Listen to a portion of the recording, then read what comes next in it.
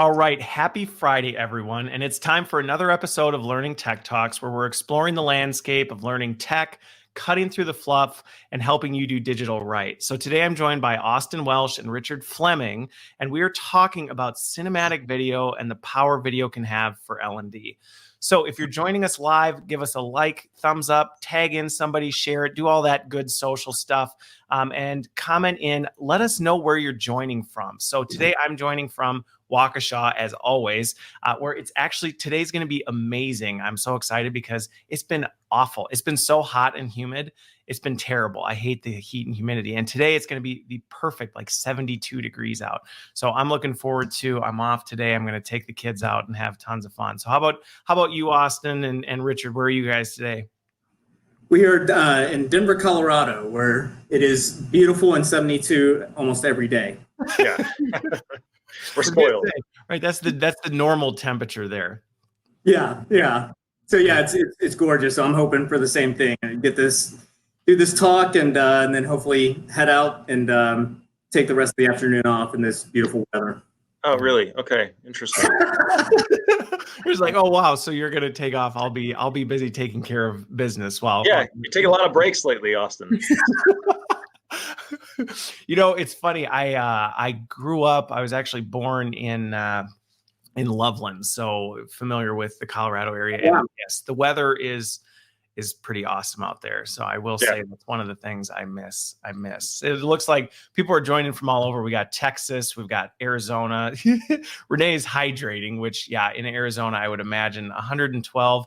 I would not be outside, just so you know. Yeah, I would not be outside, Renee, if it was 112 degrees. I would be sitting in the house doing a lot more than hydrating. Doesn't matter how much you drink either. You never get there. No, it does not. That does not matter at all. So then the other question that I have, right? So everybody, question of the week, everybody knows this. We're not going to do anything too crazy, but on the theme of video. All right. So what's a movie that you've watched multiple times, right? You've seen it multiple times, not just once, and you don't get sick of it. You could watch it. I could turn it on right now and you'd be like, you know what? Learning Tech Talks.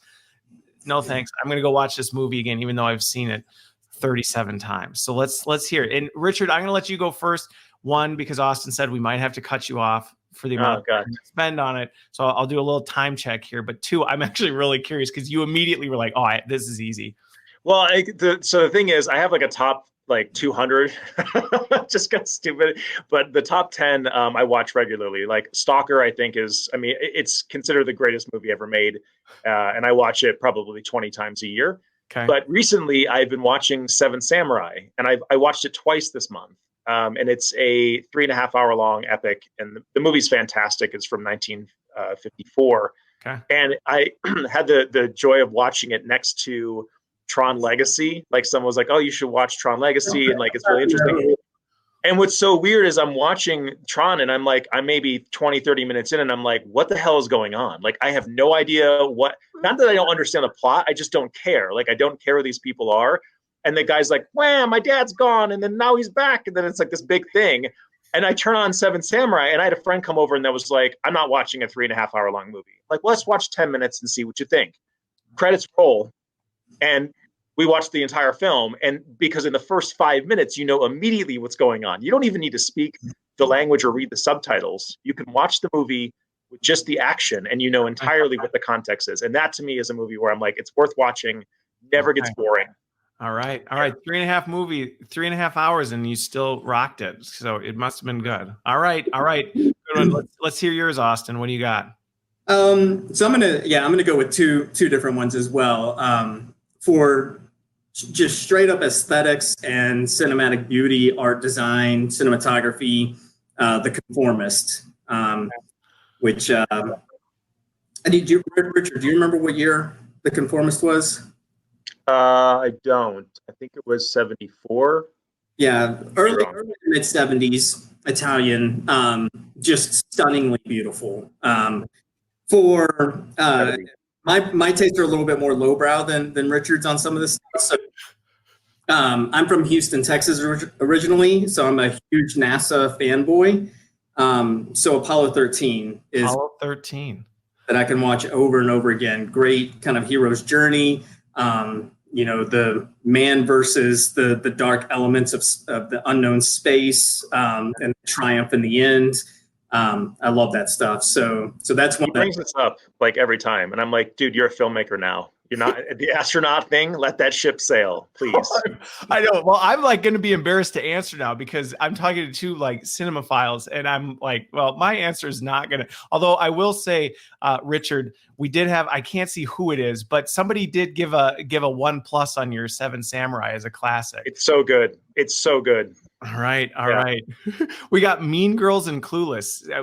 We got Dina who added those, and so here's mine. Good all right. Choices. And this took it took me no time to answer this one. And again, I don't have a lot of like deep plot and character development, all this stuff. It is National Lampoon's Christmas Vacation.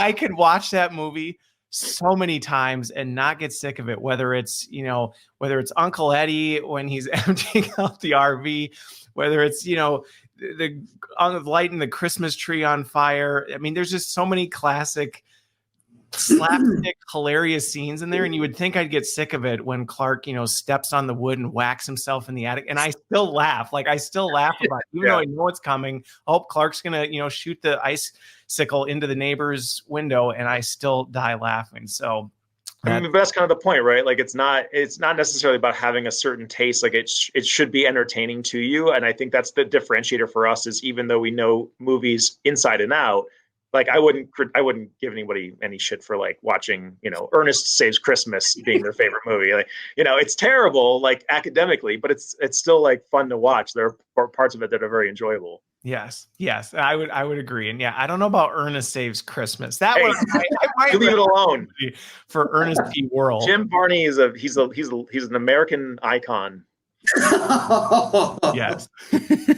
Well, Darren chimed in. I agree. I've seen the other National Lampoon's video, and to me, Christmas Vacation is just miles apart. So classic Clark Griswold. All right. Well, enough about fun videos. Thanks everybody for chiming in. We had a ton of people throwing in their favorite movies, but let's shift gears a little bit because we're talking about video, doing it right, what the power of this is. But before we get into it, what are your backgrounds? Give me a little bit of insight into, tell everybody like how, because I think sometimes that helps set the stage for, all right, so where did you come from and how did you get into this space? So I don't care who goes first, but I'm just curious how that played out. Sure.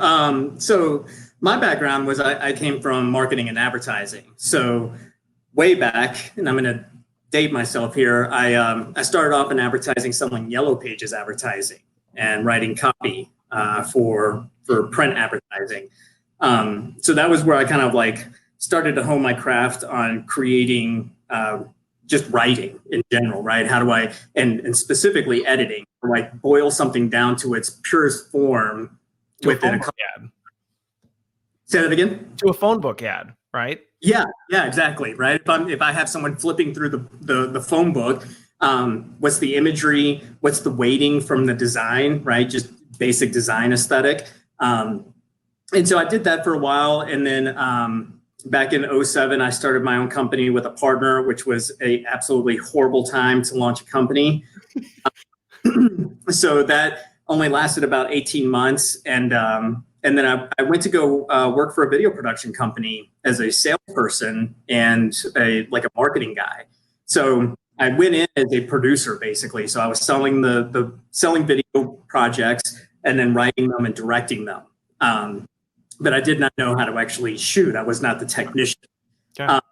And then after watching these guys, filming on set, I was like, I want to learn how to do that. And so I started buying equipment and teaching myself and buying books. And it ended up leaving that company and started my own company.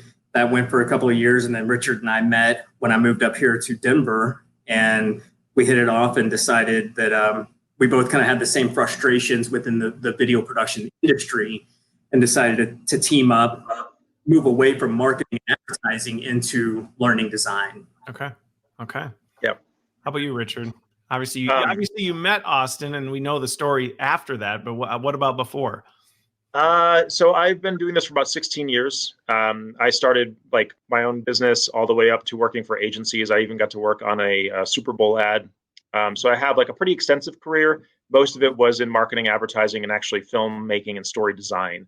So one of the highlights of my career was working for a preferred vendor for Microsoft doing video production. I was what they called a predator, so a producer editor. They basically just would drop me anywhere in the world and be like, "Go." By the way, I would take it that. is. It is. Although, yes, if you've met a predator, they're not the most intimidating people, myself included. So it was a kind of an interesting dynamic where just you drop me off anywhere in the world and make content. So I had to learn everything from script writing and story design all the way to lighting and cinematography, which was what I did professionally for many years, and that was my real skill set. Moving into directing actors and actually editing and doing post work. I did a lot of like sound design and other stuff. I remember the first day I worked for an agency, they asked me to do a recording of someone's voiceover. And so, the logic boards they have are really intense. It's all these different sliders and stuff, and they're set up by the computer. The computer controls the hardware. So like you turn the computer on and everything starts moving. And it took me about 15 minutes to kind of figure out this person's system. And, you record it. And then I was then known as the audio recordists from that agency, and I could never get away from that. I was like, I don't even do this stuff. Like I just, but learning all those different aspects helped me at least pinpoint breaks in that pipeline, like where things go wrong. Yeah. Interesting. Well, it's interesting you talk about kind of that transition. And then I want to dig into one of the points you brought up a bit, Austin, so my background, kind of related, unrelated, right? My background has always been in L&D, but in completely different capacities. So I kind of often joke that I've been in pretty much every role that exists in learning and development. I grew up in it. I've been, over here, I've done this, I've done that. And to your point, it does help you understand the whole supply chain, right? So you know the implications of things, hey, this is where this breaks down. Or when somebody says, hey, can we just do this? The ripple effect of, well, no, we can't, or that doesn't make sense, or things like that. And that breadth of experience does help you, I think, make more strategic, better decisions about some of the stuff. And you see where the breakdowns happen. I think sometimes when you're just in one area, you're so focused on what you're doing, you don't understand the downstream effect of the mistake you're making. That's no big deal to you, but you don't realize 10 steps down the chain, you just caused a complete mess. So it happens all the time where you've got like designing with the end in mind is a huge part of our even business strategy. But I often, when I'll get feedback about a cut or saying something doesn't work, I look earlier in the videos. Yep. And then that ripples down and then they don't notice it. Like it's so much about sleight of hand and magic. Yep. I think like literal, like doing magic techniques to perform sleight of hand. That's all really video editing is. Okay. Yeah. Well, we've got Liz too. Liz also, she still edits. So you got a fellow editor in there. Hey, Liz. Yeah, and real quick, I wanted to touch upon, because some people might be saying, like, what are these marketing guys doing in L&D? So the transition into L&D was, we were randomly hired by a leadership development company to create some leadership training films. And we created it not knowing really anything about the learning industry, and created what we felt was a good story and a good film and something entertaining. And we gave it to the client, and it got just really great reviews from the audience, from the learners. And we were a little, stunned, because it was like just normal video production. Normal storytelling, yeah. Yeah, what are they used to seeing? Like, what's the standard? And they sent me some examples of here's what corporate learning looked like. And I was like, holy shit, this is abysmal. Like, here's an entire industry that needs our help drastically. And so we shifted over into L&D, we had some, friends who already worked in the industry, and they really helped us out. They said, hey, go and exhibit at ATD, and here's some different companies to work with. But basically everything in my life was really building me up to this point, because what I learned about, behavioral design and motivational theory and psychology and sociology through marketing and advertising directly translates into the learning world. Just now, instead of me only having 30 seconds to drive a behavior, now I might have 4 hours or 4 days to do with the training environment. So Richard and I are both very obsessive learners. So I dove just head first into this. And, I got certified in Kirkpatrick because I was really kind of obsessed with the metric side of it. Coming from advertising, we always want to be able to prove our success. we started taking courses on learning design, and then, just kind of like stacking everything that we knew, like I'll have a book on, designing surveys on top of, Ogilvy on advertising, and it's like, so they work together like flawlessly. And I think people, they misunderstand the synthesis of these different fields. Like there's no class that exists. We spend maybe 20 hours a week in professional development. And it's really reading like everything from behavioral economics all the way to, neuroscience. And there's some really interesting research about how the brain responds to media neurologically. And that's been like our focus, which is how does lens choice impact memory and retention? Yeah. There's a thing where like I tell people, because I see a lot of these presentations and like I see people talking like this and I'm like, it makes you weak. Put your eyes in the third, because like there's a natural tendency for people to have a certain kind of asymmetric balance, and also get close to it, because the larger a face is in frame, the more likable and memorable a face is. So now you guys are gonna hopefully remember me. I knew there was a reason that I liked you way more than Austin. See, Richard. I knew it. I knew there was slightly closer. closer. I just couldn't put my finger on it. It's a big deal because these are opportunities. I mean, like Kennedy won the election because of this. This was one of the theories of like, because he would walk closer to the camera, and so this kind of I mean, obviously there were other factors involved, but that was a really significant one because television was being used in politics. So there are all these different case studies that we're assessing and stacking together, because you have to blend them in what is statistically significant. So it's not just like, oh, this is going to make your learners memorize the rest of the, getting closer is going to make your learners memorize everything, but stack that onto something else and it becomes much more evident. If you've seen Dunkirk, people had trouble following the main character of Dunkirk because he shot it for IMAX, and you don't want a really large face on IMAX, so he would set things back further. This is Christopher Nolan, and he, a professional, like well-reputed filmmaker, still could benefit from some of these neuroscience principles applied to his and what's interesting about two of the things you brought up on that. So the first one I want to dig into is, right, for people in learning and development, what you're talking about, I think is from a skill standpoint, I think this is something we can take in learning and development, but I think we can also help our organizations think about this from a talent mobility standpoint. This is where the whole upskilling, reskilling thing plays in, where it's like, we need to look beyond people's CVs of, okay, well, you've been in marketing, you're a marketer. Like, okay, marketing is as wide as the ocean is deep anymore. What did that person do? What was their what were those skills? And the same thing's true. I know as I've built teams over the years, I didn't always look for L&D people or people who had a learning background. Sometimes it was like, well, maybe I needed that skill set.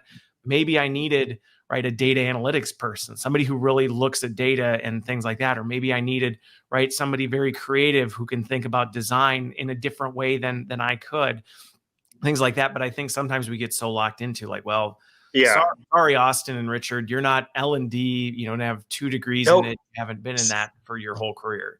Seriously, like, so I joke with Austin, I don't think I could get a job outside of the work that we're doing, because, and we've done this thing where like in terms of developing our value prop, we'll submit resumes to places just to test out. Nothing, like no response, because they don't know where to put you. Right. And people will often ask like, well, are you strict L&D? Like I had somebody, I had a prospect call me from a university in the Midwest, and they were like, oh, we saw your case study video. We do everything wrong that you're talking about. Will you help us? Then they got on a call. We're like, what's your degree? And I'm like, what are you talking about? And they're like, well, all this BS. And I'm thinking like, dude, this is not my research. This is like Frank Dobbin from Harvard. Like you're like, go talk to him about his research, like his credentials. I'm just citing the paper. Like you guys are the ones screwing it up. And there was this very weird dynamic of like, I mean, I'm a service provider. What you're doing, and it's really informing us. But do you have the credential behind it? And unfortunately, there's not a specific degree for the kind of work that we do, which is blending if there were cognitive science, andragogy, and video production. Really, right? Yeah, well, and one before I follow up on that, Renee, I saw you asked a question. Renee asked a question. I'm not quite sure I fully understand your question. So Renee, if you can actually throw in more details on what you're asking, I'll bring that one up. But what you're talking about, and I will say, and this is probably I can't remember who the quote came from, but this whole reskilling, upskilling is going to be the biggest challenge in learning and development, probably in the history of things right now with what's going on. And I think one of the biggest challenges we have right now is it is very difficult to actually measure or know what somebody's skills are, what they are, right? It's difficult to really quantify or be able to do it. Now, technology is making that easier, I will say, significantly. And that to me is one of the most powerful things about where tech is going, is it's actually allowing us to see deeper into what people can do, what they're capable of, things like that. But it's a tough nut to crack. And so I see where there's some of the challenges there, but I think there's opportunity in our industry and really organizationally to, as somebody said here, right? Like, let's disrupt the traditional CV. And I think it does be, because so what, you may have had 1 year of experience on repeat 20 times versus 5 years of really diverse dynamic experience. Now that is completely related to the topic, but go ahead. Here's the thing. I mean, because I think that it's the business case. Like, I think what was frustrating about the university situation was we make and save our clients millions of dollars. Like millions of dollars. We need to charge more is one thing. I'm constantly on Austin about this. We need to charge. If Austin didn't go on breaks, out when it's all day, every day, going taking naps. But yes. But basically, I think that the business case there is like there's real value in this, and you do need to disrupt the traditional CV because they're like keyword loading and doing stuff that isn't optimized for what you need. You can't solve an innovative problem or come up with an innovative solution using conventional methods. Like I get very frustrated when clients will come back and be like, well, we want something we want to mitigate risk, but we want something innovative. Not possible. Like the very definition is it's impossible for that. You can try to reduce risk, but the point of innovation is like you're inspiring a whole new way of thinking. Yeah, it's bizarre to me. Yeah. Well, I just want to briefly mention Kelly Palmer from Degree talks a lot about this upskilling challenge, and that's her prediction, which is this is one of the biggest things that we're up against, because it's not even just about training people. It's about curating content. There's an overwhelm of experts out there, and I see thought leadership stuff everywhere, and it's like I need people who are doers. Yep. And so I think Austin and I are moving into that space of saying, look, I don't need to teach you anything more about the video aspects. Let's do it. Let's come in there and actually solve problems. Well, and on that topic, I think that's an opportunity area from my perspective in learning and development in many cases, right? There's a lot of what I would call, education. We're in the education space where it's like, well, let's tell people, what they need to know. Let's build that knowledge base. It's like, how about let's just get them doing it, right? Let's put them in this. And I think we won't get into the whole workflow learning conversation because then that just takes another bend. But I think that's been a big part of my platform is let's advocate for action. Nothing wrong with education. It's good for people to know. And even as you said, right? You need to understand what you're doing. You can't just go out with a machete and start hacking through the jungle. You can, but you're going to learn through the school of hard knocks. But let's also put things into action. So let's kind of transition this a little bit into. Sure. So let's talk about this, because you said part of what you were doing with this was, as you gained your experience, you saw some of the frustrations or challenges with what happens with video, and you've seen some of the corporate learning video that's out there. What are some of these things that you see that you go, you can't do this? Like, this isn't the way to do it. Are there some animation big ones that jump to top of mind? Animation's a big one. People using animation as though it's a panacea. They think it's cheaper, and it actually has zero improved learning. Okay. So basically, submitting a white paper, it's kind of along the same lines of people believing that learning styles are a real thing. Yeah. And they're catering to that, and it's creating a real detriment to their learning and development. And, I think that the challenge for us is saying it's not about being, elitist or anything about the quality of video. It's really more about are you using it functionally? Right. And this can come down to we had a client that they had a message from the CEO, which sounds like a great idea. They wanted to cascade that throughout the organization. So the problem, though, is that the people they were speaking to were the janitors and the people who are cleaning. And a lot of these people were homeless. They worked for the organization and they did not have a place to live. And this is like across the board, right? Like it depends on, and this is the industrial, this is hospitality, this is medical. They have this disadvantaged group. Having a message from the CEO is like tone deaf. Like you're not connecting with them in the way that you really could be by speaking about the representative. So it's basically like, if you've ever had an L&D person say, well, if you want to talk about diversity and inclusion, have a person of color, and it's like that doesn't make any sense because like what's your market, what's your conversion, right? Like who's your audience? Do you understand who you're speaking to? And it basically becomes like trying to convert the converted. And that's not true like in all cases. It's something to consider, and most of them don't because they think, well, conventionally this is what we should do. Yeah. Well, conventionally nothing. Like your culture is unique to you. Well, how does your culture respond? That's the question you should be asking, not like we should just have blank because of being PC. So two things on that, right? And I'll get to kind of the point that I think you're getting at, so the animated one, I completely agree with you. I actually, right, there's a place for it. And I think it can be a powerful tool when used strategically, right? But I remember I was with one organization, right, when the whole sketch animation thing was becoming the boom. And you felt like you were in an episode of Clockwork Orange, right? You're just like, I can't watch any more sketch videos, and they're like 30 minutes. You're like, you cannot do this for 30 minutes of like this stuff. But what had happened was, right, one took off, it got good feedback, and people said, oh, animated videos the thing, so we should do everything in that. And that's where I see a lot of things in L&D go from, right, it turns into a trend, and you're like VR, AR, yeah. Right? Yeah, VR, gamification. I could go on where it's just like, hey, whoa. And I think the point you're getting at, which to me is, it's not just with video, it's about putting that critical thought into like, what are you trying to do? Right. And what is the right tool for the job to do that? And actually thinking critically about this, because if you just say, well, a message from the CEO, people want to hear from leaders. Like, okay, who is the leader in that spectrum, right?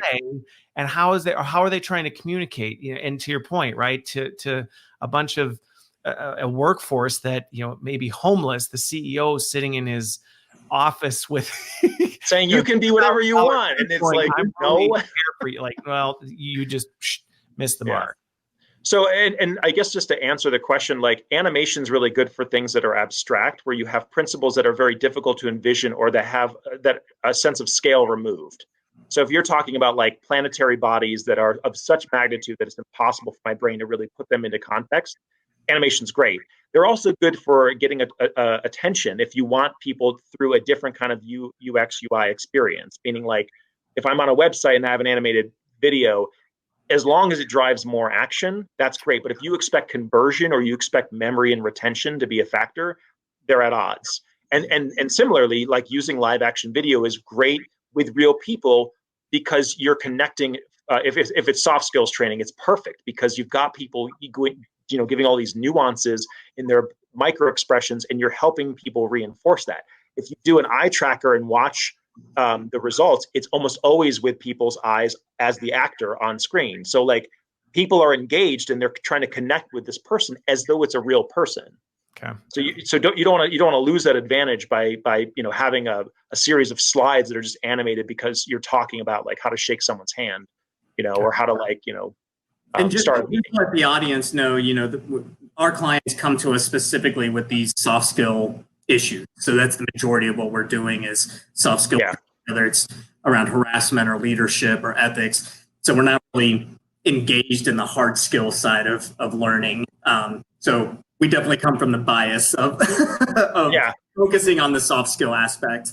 Okay.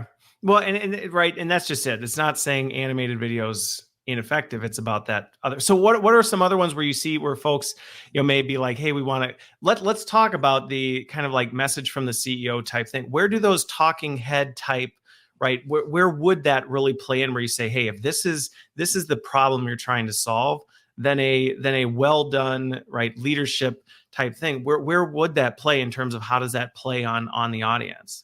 If you need sorry, go ahead. But I was just going to say, if you need a personal connection and you need something like, I've worked a lot with trauma therapy. And so people like presenters who are basically teaching people how to overcome really severe trauma. And I think proximity and connection and authenticity come across on camera as long as you set the stage for those things. What we're seeing is that these kind of talking head videos, the aesthetics are starting to really matter. We had one client that they had us translating some of their old material to new material, and they had all this like stuff in the way, and it was like way wide, and kind of that thing I was saying about like having the head low, like, you know, this huge headroom and all these things that like I think distanced people. And so we kept trying to get closer and closer and closer. And I think that talking head stuff is fine as long as, like, you know, you just jump into it. And I would caution people, what my biggest tip is, stop starting videos with, "Hi, I'm Richard Fleming and I'm with Sage Media and I'm here to talk to you about," it's like, just get into the material. Stop wasting time. Stop with these like 30-second logo stings. Just and start with something that challenges a viewer's conventional understanding of the world. Meaning, like, so this one trauma instructor she started her talk by saying, "Contrary to popular belief, time does not heal all wounds." And that was so powerful because you're like, well, I thought the saying was time heals all wounds. But immediately you're in your head thinking like, well, I don't believe that. I don't agree with that. And you're engaged because you're now like, we watch people watching our content and they physically lean forward. That action is them being like, I have attention. And that's what you want, even if it's talking head. So start with like, because within learning design, right? We're taught, state the objective, right. You're going to tell them, and then tell them what you told them, right? And what we're really doing is how do we launch them? How do we engage them immediately? It's not important that, in some of these situations that they know what the learning objective is. Actually, I don't want them to know the learning objective. I want them to discover that for themselves. And that gets into some really interesting, psychological research we do, like around self-determination theory, which is, how do I leverage autonomy in the learner to engage and kind of guide themselves to this new truth? And so, to give you an example, we did a bystander intervention training, which is kind of a new approach to anti-harassment. Excuse me. And we start the film off, and it's very disorienting, right? No presenter comes out and says, here's what the training is going to be, or here's what you're going to learn. It literally just starts with this very weird political campaign ad. And you'll see the learners do that thing where they're like, and we've had learning people say like, hey, I viewed your course. The intro is very confusing. I think you should state the objective. And it's like, but did you continue to watch? Yes. Were you intrigued? All 7 minutes of the first module with unbroken attention. Okay. Did you want to know what was going to happen next? Well, yeah, but no. Okay. You're doing the thing that we designed it to do, which is that I want to pull you into this experience and get those wheels turning. Because when we're talking about something like bystander intervention, this is a new concept that many people have never heard of. They don't have the tool set to actually do this thing. They want to, but there's psychological restrictions and sociological aspects that keep us from speaking up. So it's not as simple as, well, today we're going to talk about bystander intervention and the 3 tools that, I need to find that intrinsic motivator that gets them curious about this to really pull them along to hopefully shift that behavior, right? Yeah. So a lot of people think they know how sausage is made. True. Well, so they come in and yeah.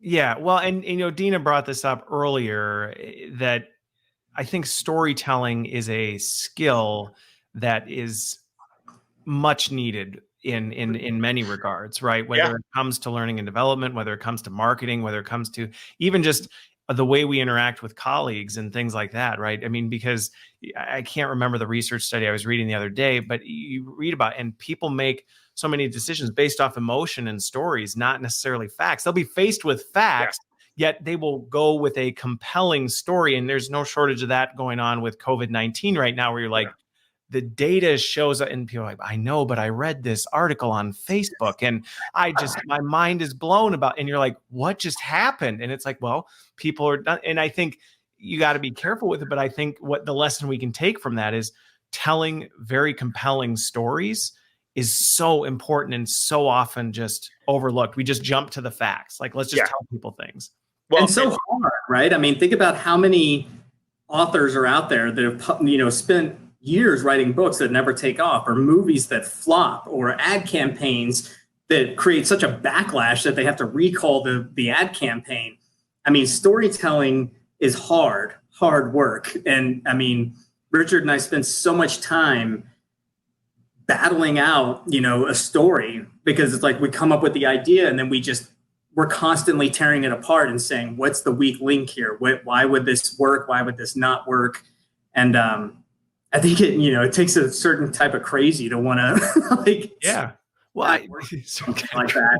So go for it, Richard. And then I've got. Well, just to there are a couple things that this brings up for me, and one of them is I had a prospect come by our booth at ATD one year, and the guy was like, what do you do? And he saw our banner, and I said, well, do you want the creative explanation or the technical? And he says technical. So I tell him, he says, well, I thought I was looking for software that would analyze people's faces and judge the micro expressions to see if there was a good sales interaction.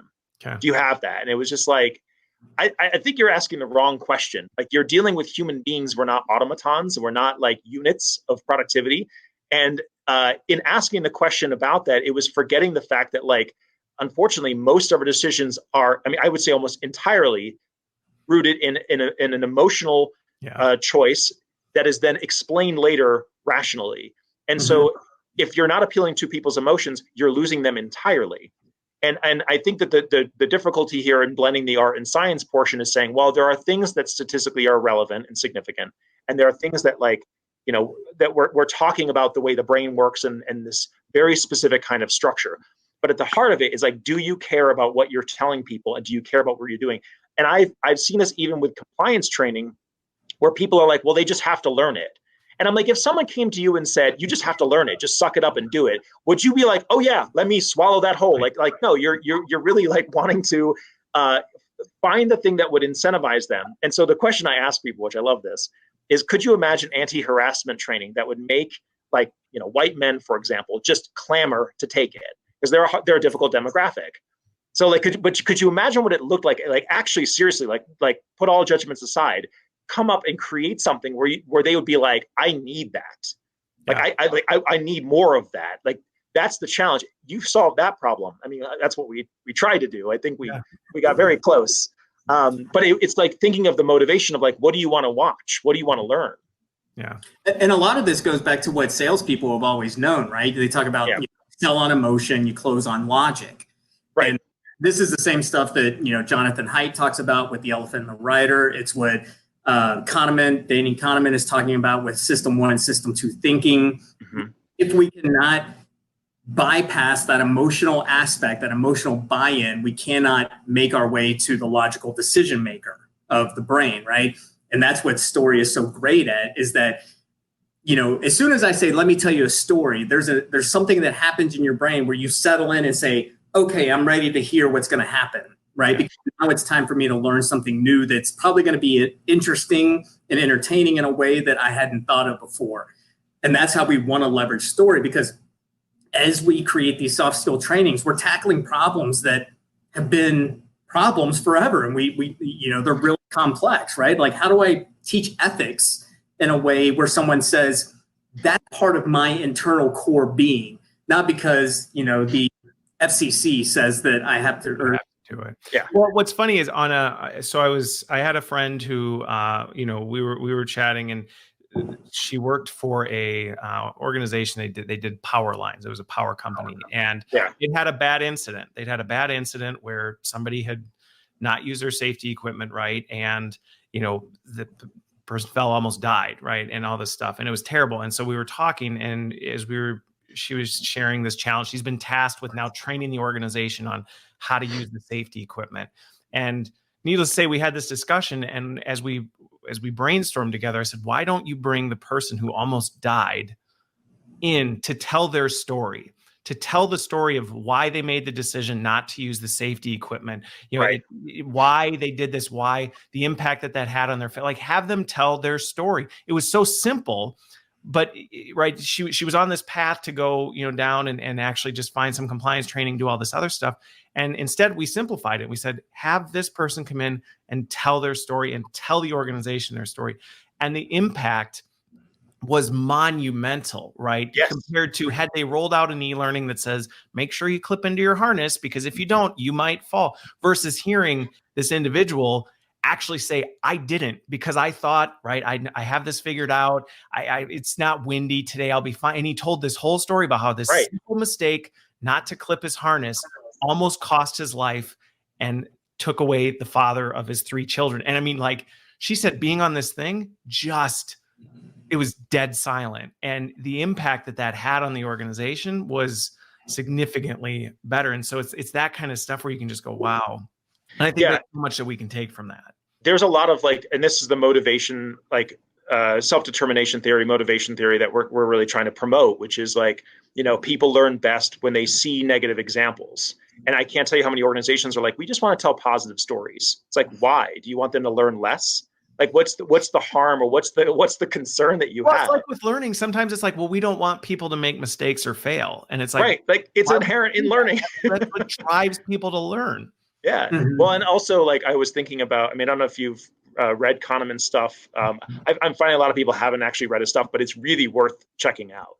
But he talks a lot about this, and just the idea that people learn better when you give them positive reinforcement. And so he talks about this thing called, do you remember the name of it, Austin? It's not convergence toward the mean, but regression to the mean. Regression to the mean is basically I yell at somebody, they do better.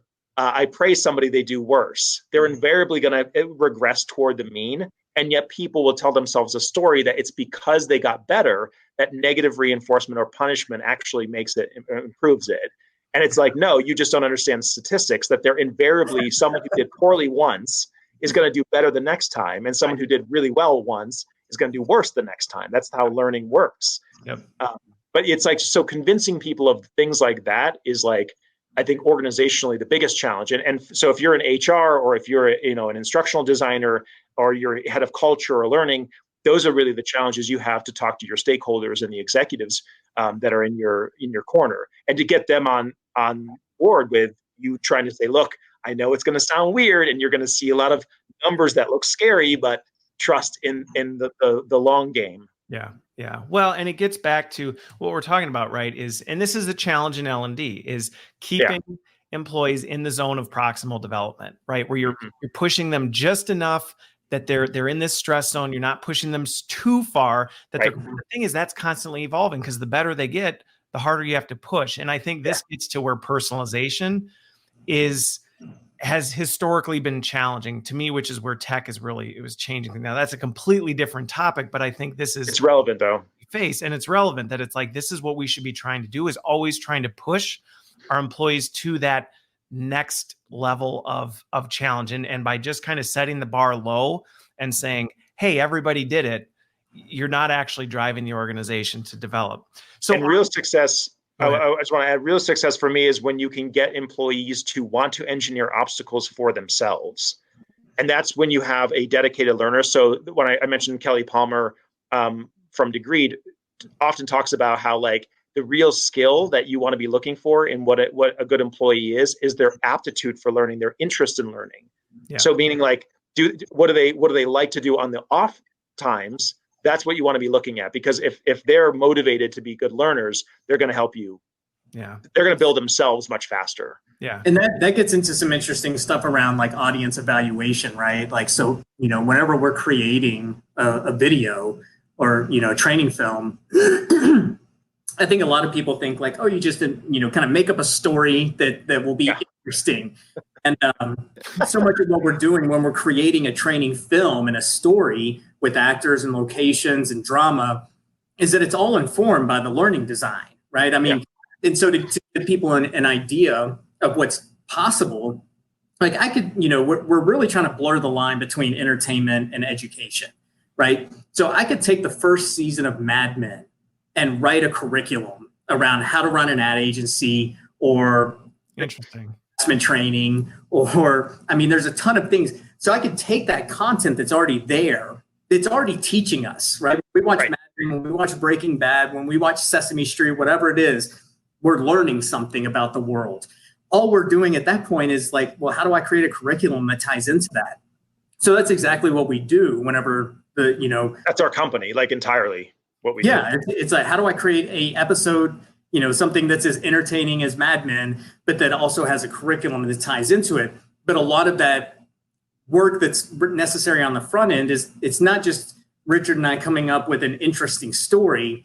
What makes the story interesting is understanding our audience and understanding the company culture that they work in, and then saying, okay, how do I create a story that applies directly to that person, right? What it's integral. Inspires that person so that I can speak to them in their language. And I think that's part of the problem, that we confront with some trainings, is that people want to create something that works for everybody.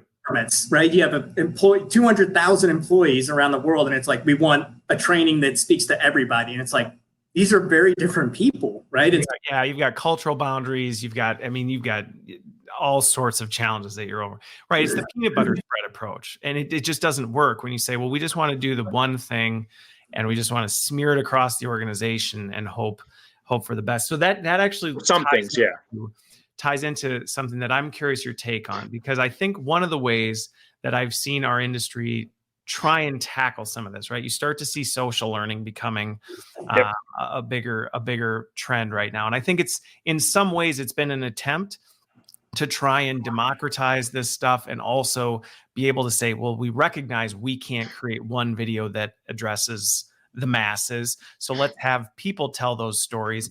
And I can tell you, I've seen more than one of those initiatives, go south, because the idea that, well, everybody's got an iPhone, right? And I've been in conference meetings where everybody has an iPhone. Yep. Let's just task everyone with creating, right, their video of what to do, and then we'll see what happens. And you see this stuff come in and you go, ooh, right. I don't think this is going to drive. But how do you do you have any suggestions for that type of stuff where it's like, maybe, because what you're talking about and some of the things we're talking about, and this is where, when you're in senior learning roles, you're constantly making these decisions of, okay, we can't invest right into a cinematic type thing for every single thing that we need to do now.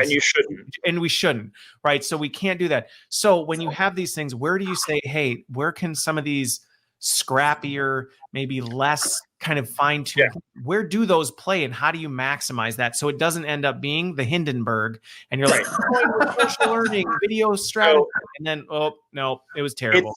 It's the idea of, like, Flannery O'Connor's got that quote, everyone knows a good story until they sit down to write one. And it's the same thing. And so I think if you have anything external facing or even internal facing within the organization, you should not have user generated content necessarily. I think there are certain exceptions to it.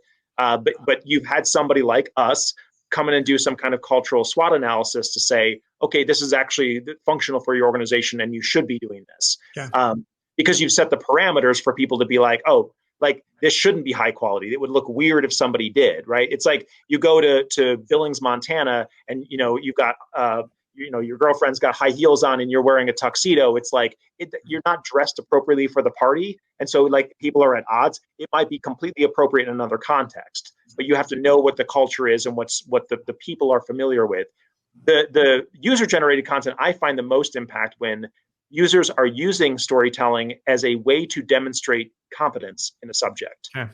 So, but this is assuming they are students and they are giving you things to evaluate. The biggest challenge with social learning anyway is evaluating content, because there's so much of it, right? If I hold a film festival, I've got to sift through hours of garbage, and to find the gems that I want. And I think the same thing applies in learning. Hundreds of hours of garbage. Oh my God, it's like, you learn a lot about how to tell a story when you watch people not being able to tell a story. Like, watch Birdemic.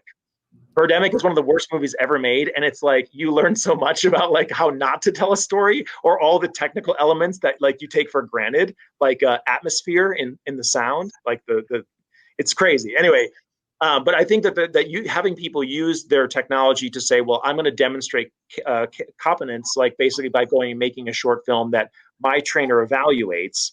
That's fine. But you don't want brand liabilities. And I think the idea is people they are so dogmatic about their view of media. It's either video games cause violence, or it's media has no impact on us whatsoever and doesn't affect learning. And I'm like, no, like there's a lot of gray area that's really significant. Like, or sorry, yeah, because I think like the video games don't cause violence. They increase aggression, just as why they don't cause violence.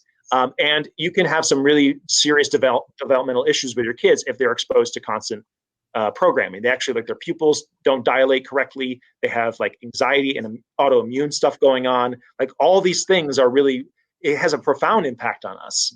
And I think that people undermine the importance and using it responsibly. That's the biggest thing for us, is like, we're in this field because we think that media needs to be used responsibly. And if it can help you learn faster and better, like that's great. That's what we want to do. Okay. Got it.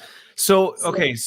Well, and so I'm also curious your take on this, right? Because this is, again, a balancing act where, even professional stuff, right? I've seen some things come out where sometimes the polished corporate-y type stuff can almost disconnect people from things. So there's this fine balance of making it feel professional while at the same time making it feel authentic.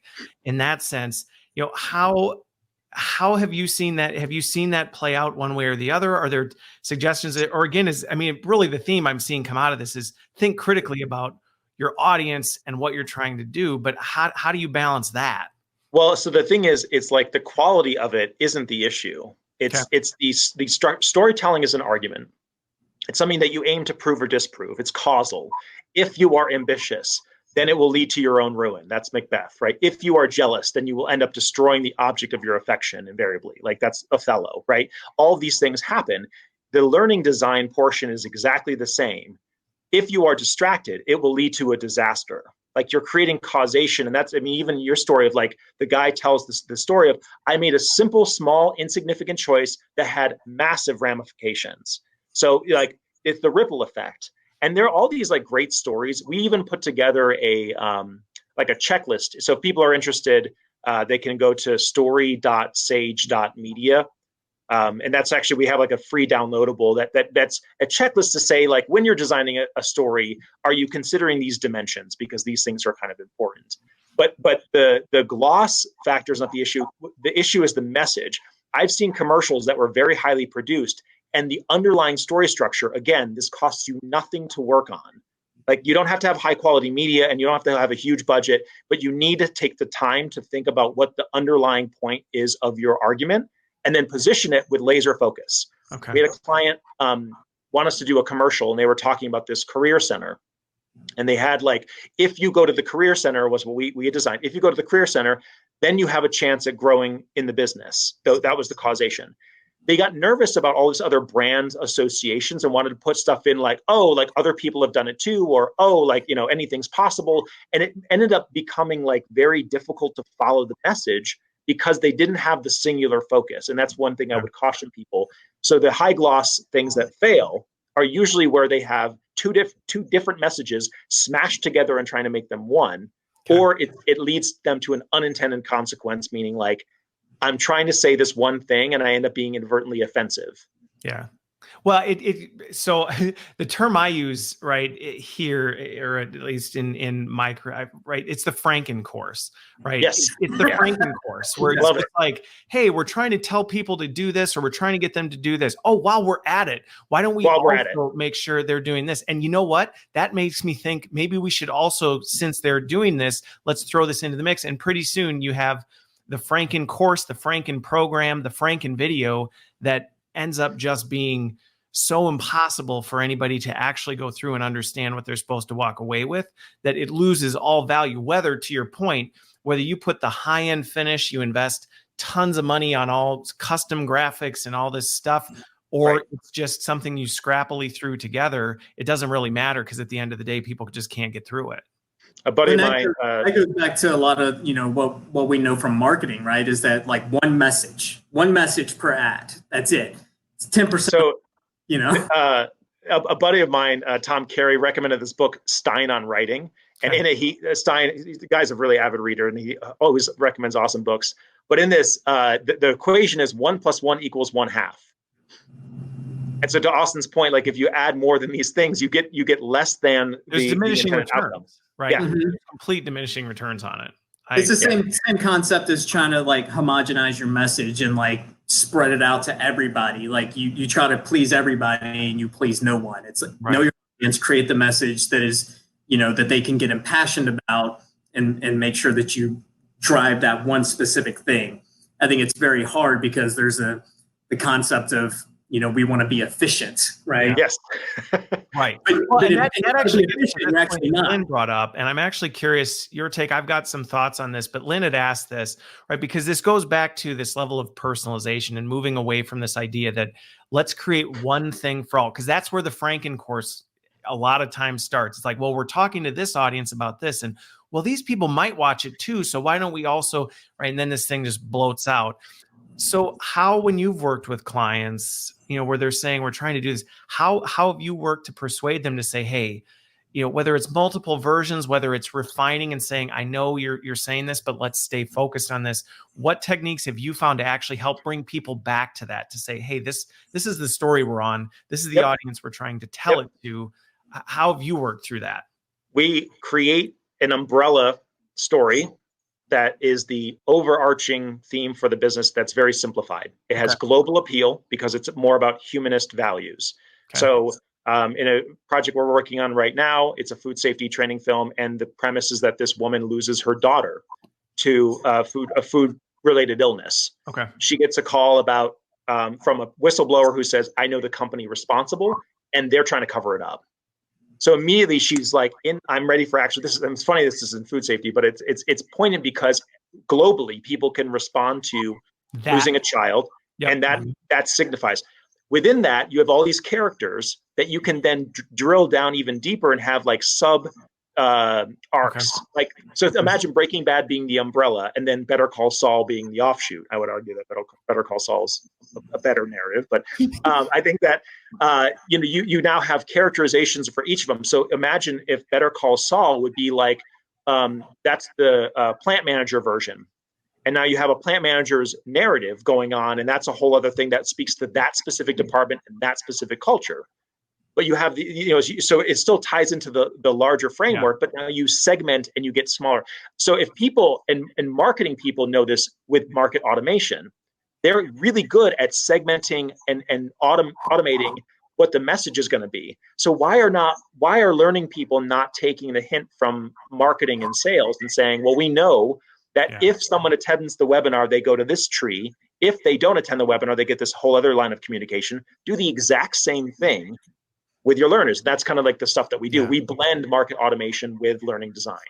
What's interesting that you bring up about that, and then I'll kind of piggyback on what you were saying, is there's a lot of talk about L&D can take lessons from marketing. And I completely agree with that, right? There's a lot about, that side of it. I think where sometimes it goes south is people are like, oh, because marketing does branding.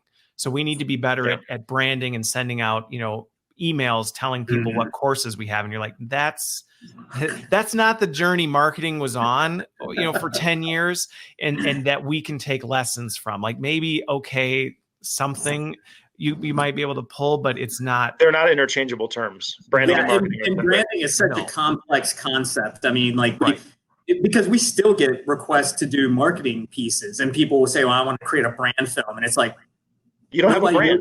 You don't have a brand, right? Well, and that gets back to going to your point of, to Lynn's question of, right, how do you move this upstream?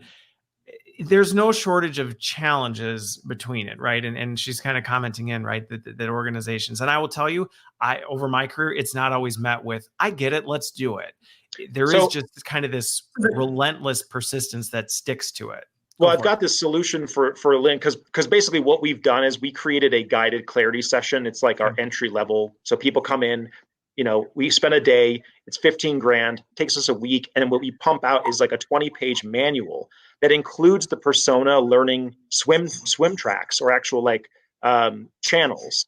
So the idea would be like how I would approach this situation, like what Lynn's dealing with, is segment each of those personas based on what we did for the evaluation.